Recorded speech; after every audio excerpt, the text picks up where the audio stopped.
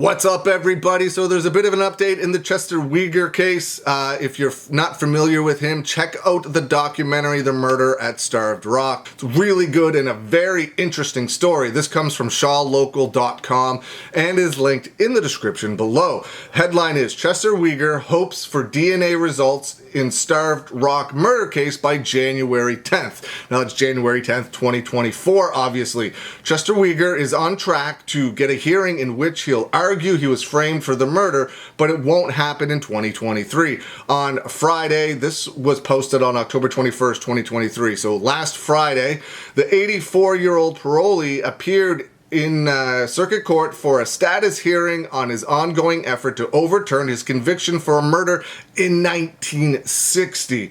There's still no date for arguments, but Weger did leave with a January 10th status hearing. By that time, attorneys for Weger hope to have additional DNA and genealogy results that they hope will show Weger did not commit the Starved Rock murders. We could be talking days or weeks to several months, Weger's attorney stated. She pledged to update the judge and opposing counsel as the results are obtained. With the uncertain timetable for lab results and with a just filed petition from Weger spelling out he was framed, they moved the new proceedings to 2024. This gives him and the special prosecutor a chance to wade through Weger's lengthy pleading and whatever else his lawyers submit in the weeks to come. There's a lot to go through. There's a lot to unpack. The materials to be unpacked include a petition filed last Thursday in which Weger alleged that he was framed for murder and that his constitutional rights were violated on multiple fronts. The newly discovered evidence demonstrates that Weger's case should have never gone to trial and should have been dismissed by the state's attorney's office.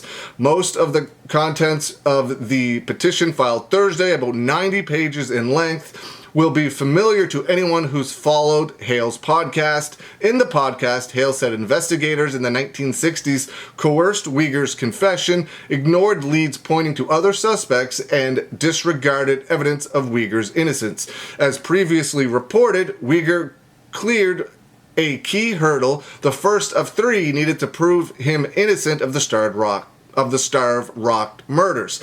Last month, approved for his request for successful post-conviction relief. That ruling does not mean Weger is cleared of murder, but it opens the door for Weger to argue that he was wrongfully convicted of murder.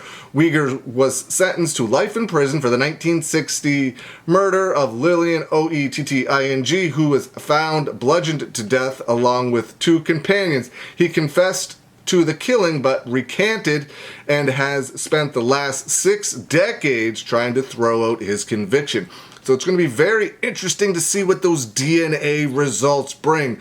Have you followed this case? What are your thoughts on the murders at Starved Rock? Let me know. Leave some comments below. I hope you're having a good day, and I will see you again soon.